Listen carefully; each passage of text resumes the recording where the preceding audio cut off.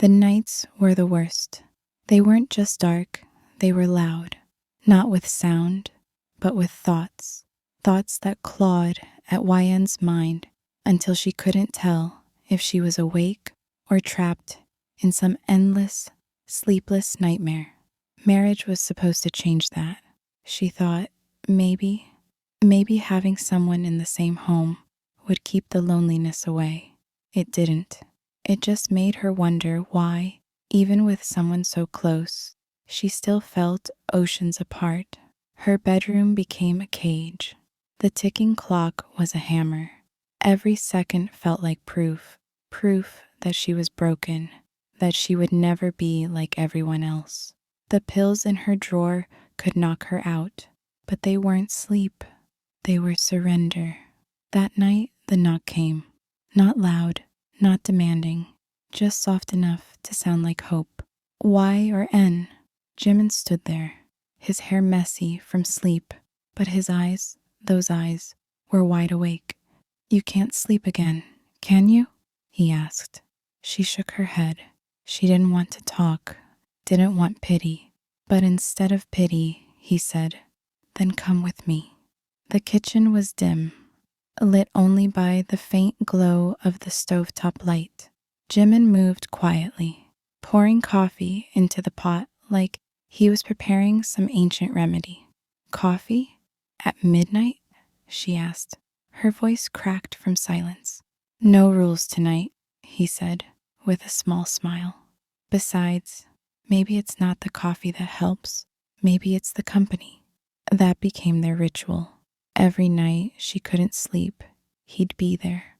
Sometimes they laughed so hard her ribs ached. Sometimes they just sat in silence, staring at the steam rising between them. But one night, the silence broke in a way that made her heart shake. "It started when I was little," YN whispered. Her eyes locked on her cup. "The fighting, the yelling. I'd lie there, frozen, waiting for it to stop. And even when it did, the noise stayed. In my head, it's never left." She swallowed hard. "The pills quiet it, but they make me feel like I'm not strong enough on my own. Like I'm less." Jimin's hands reached across the table. Steady, warm, unshakable. "YN, you've been strong for too long.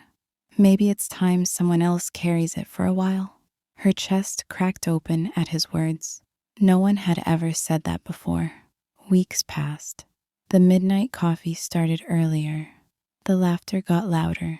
And sometimes, just sometimes, she fell asleep mid-sentence, waking to find a blanket around her shoulders and a note in his handwriting. "You slept 4 hours tonight. That's a victory." One evening, while drying dishes, Jimin's voice was almost a whisper. "I used to hate the night." She looked up. "Why?" "Because it felt empty." He paused, meeting her eyes.